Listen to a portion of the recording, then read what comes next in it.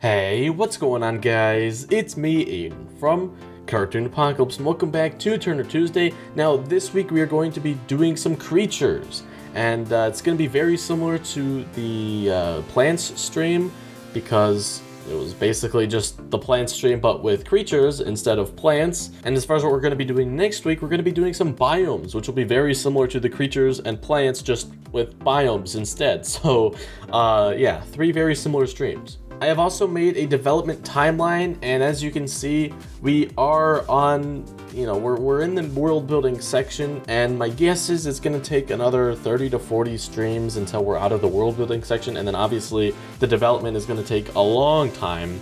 So, yeah, we've got a couple more years until Page Turner is over, and that's either a good thing or a bad thing, depending on your point of view.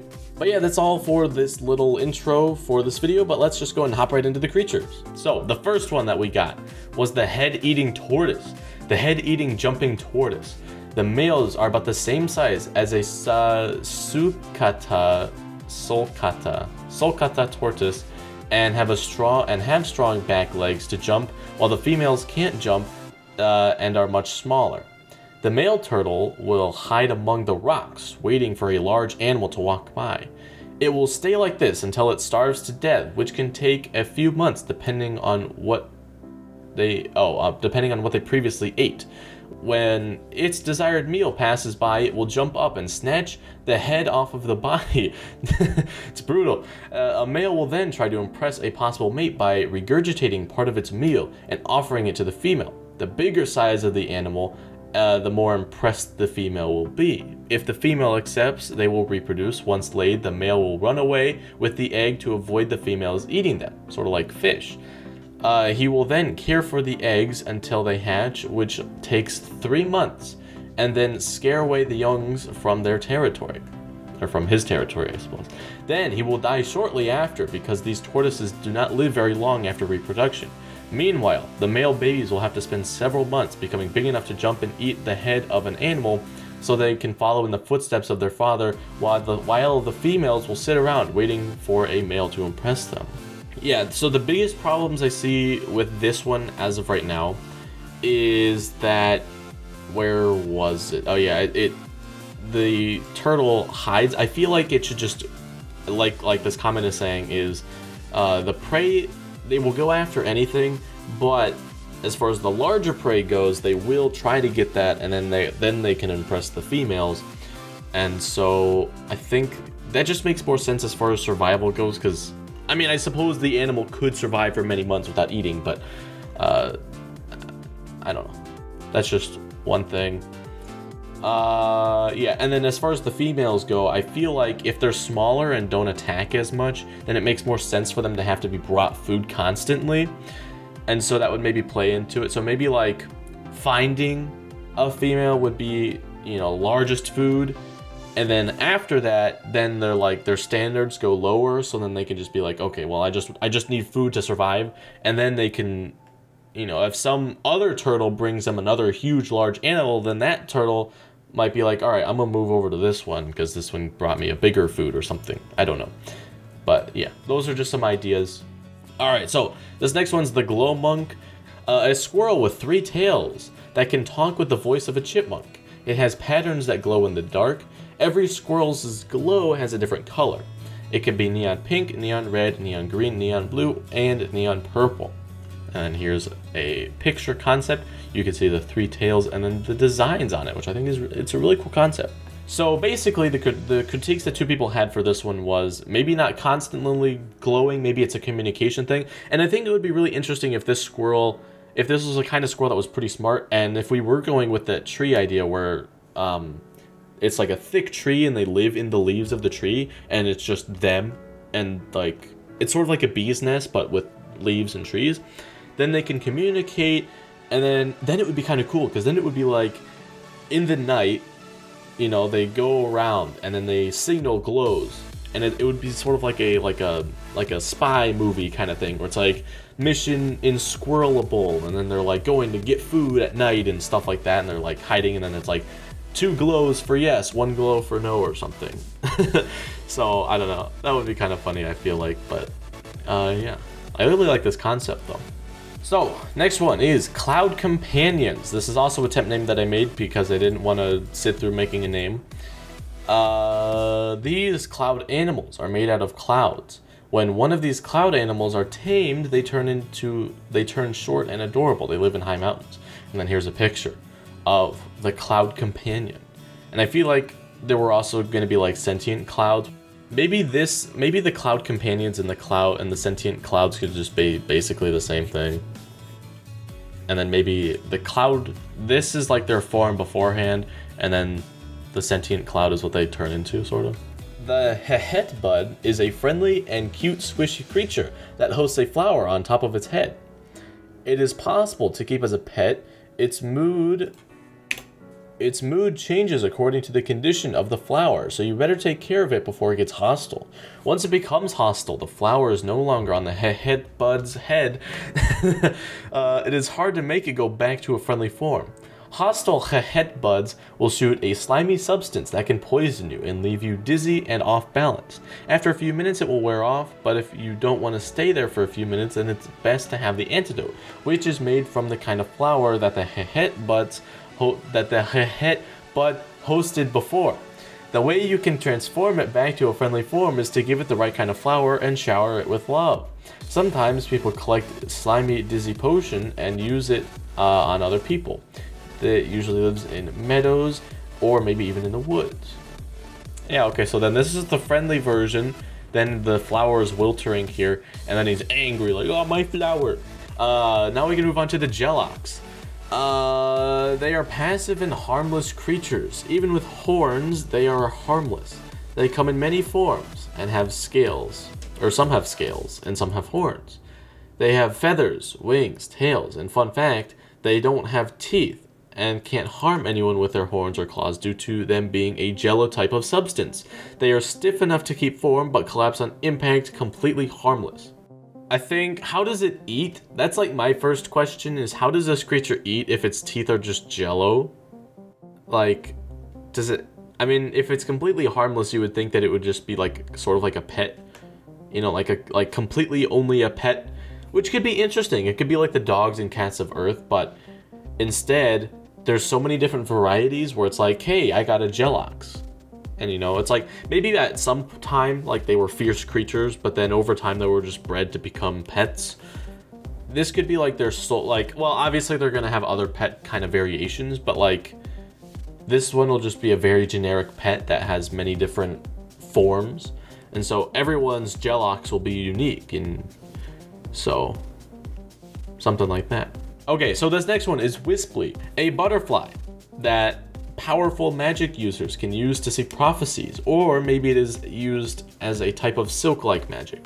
Maybe this butterfly can be weaved into a fabric that has a picture of a prophecy. The prophecies would be what could happen and guide people in a direction, but it's not like a set thing would, or a set thing, and depending on the magic users and their power. The weaves could be different. Like it could be on the same prophecy, but it turns into the same weave and it would look different and could be interpreted differently.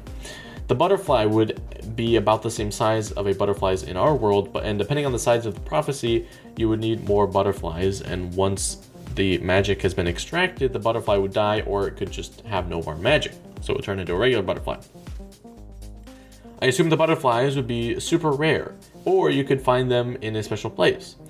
And I think that the fabric with the picture of the prophecy was fulfilled. The fabric would either burst into flames, or it would go into a butterfly or make a new butterfly, or the fabric would stop glowing. Here's a concept image. I don't think the prophecy thing is a good idea. It's getting to time magic territory. Time. Why is it getting, how does that relate to time exactly?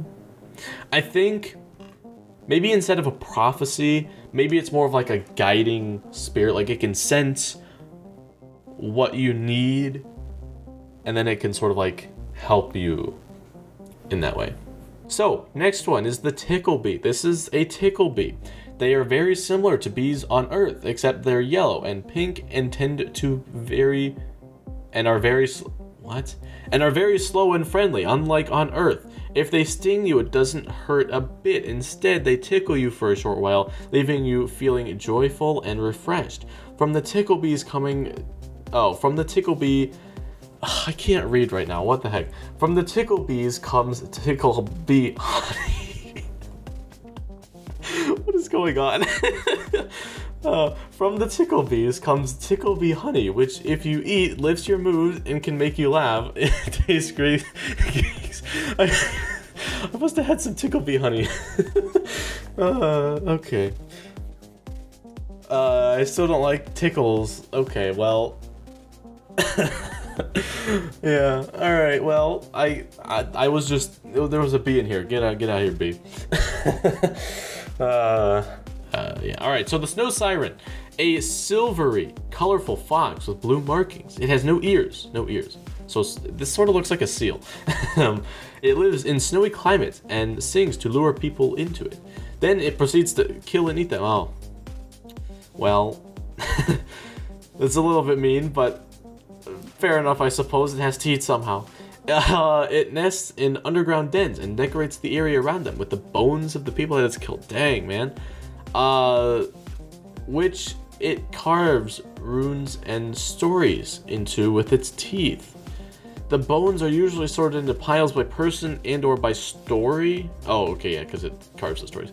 Why is this giving me an error? Dismiss. Males have to design elaborate nests to attract females. If she likes it, she will allow him to mate with her and take up residence in the nest until pups are old enough to be left alone. Pups usually range from 3 to 6 in a litter, though there could be down to 1 and as many as 9. That's a lot. The mother takes care of them alone, usually for around 9 months. Mating occurs in the dead of winter. Gestation is about 7 weeks, and pups are born in late of winter / early spring. Around early to mid-autumn, the mother leaves the pups alone and goes to live by herself again. Mating usually only occurs at least 5 years. After the fox last mated. The lifespan of the snow siren is usually about 100 to 150 years. That is a long time. That's going to lead to some really bad population issues, because if each one produces, let's say for example, an average of around 5 pups, and they live for 100 to 150 years, and they reproduce every 5 years, that's a lot. But they can live much longer. Jeez. I was thinking of the climate being snowy all year round with a bit of a break in the middle of summer that lasts for around 2 months. Kind of a glacial tundra mountain landscape. Alright, so that's the snow siren. Uh-oh. An unnamed one. Who unnamed this? Okay. This is a water bug. For a long time, they were thought to be simple, flightless bee-like creatures. Their only defining feature is how their abdomens are filled with water. However, upon closer study, they were found to have underwater microbiomes within them. The transparent nature of their bodies allowing an unfiltered view of the ecosystem. The rest of the water bug's body is covered in tough armor. In the US, we spell it without the U. They usually live near forests or near water sources. That's really cool. That's a really cool idea. Maybe they're pretty rare, but it's more for the rich, and so they just have, it's instead of like, you know, capturing fish in like a fish tank, right? They capture these ant water bug things, and then like they look in, and then they see the environments, and then it's like, whoa. Wait, so do things live in it? I'm not sure if things live in it, but it's, I mean, as far as plants go, I think plants live in it, but maybe not animals? I'm not sure. Bugarium. So like aquarium, but a bug. Bugarium. I like that. Another unnamed one. Flying fish. Flying fish. These originally lived in water, but after centuries of eating the volatile in the islands. On the islands? Did it fall from the islands and fall into the water and then they ate them? They began to float and fly through the air. Their diet now consists solely of volatile, and they can often be found.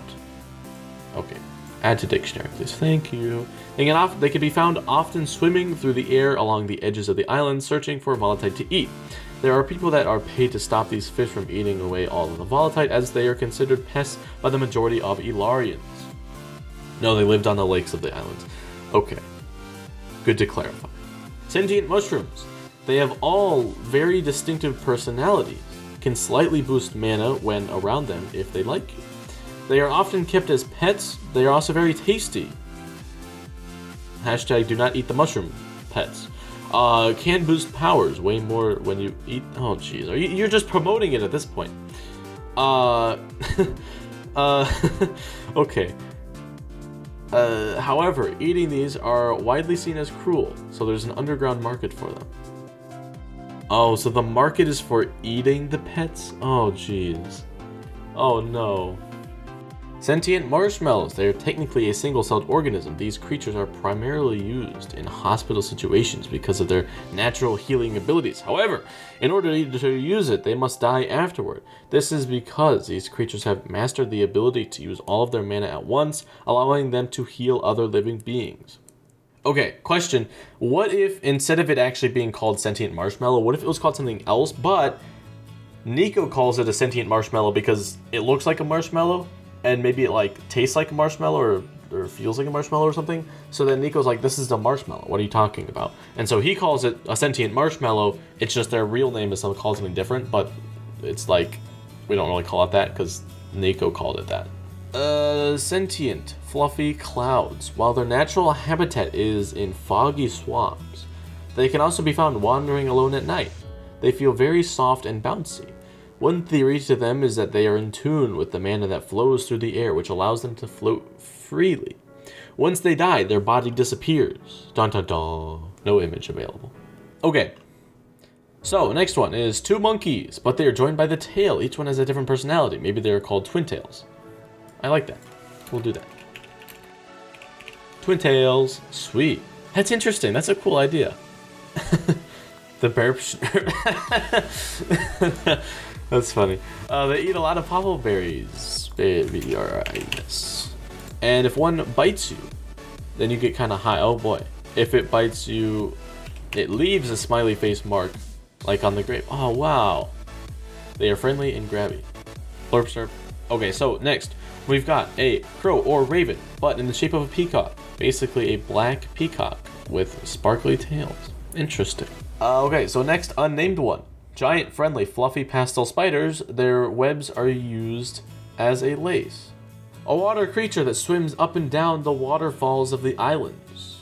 Are we doing waterfalls? I can't remember. I mean, I know that there's going to be some sort of waterfalls. The question is, do the waterfalls go all the way down, or do they like get so spread out from just the drop being so high that it's like they spread out and then it just like fades into nothingness? I think that's interesting though. A water creature that swims up the... I do like the idea of having waterfalls. Alright, and for the last and final name, we got pandas. But they're only one color, and they're very fluffy with big eyes. Can they have mosquitoes, but instead of them biting you, they just steal a strand of hair? Yes! That way we can still have the, dang it, mosquito bite. But it wouldn't be an actual mosquito bite, it would just be, ow, my hair. I love that. Okay, going back to the animals. A sea turtle that has wings instead of arms and lives in between islands. I love that. That's a great idea. Love that. That's awesome. But anyway, guys, that's going to be it for this video. If you did enjoy, you can leave a like and subscribe for more content similar to this, and I will see you in the next one. Goodbye.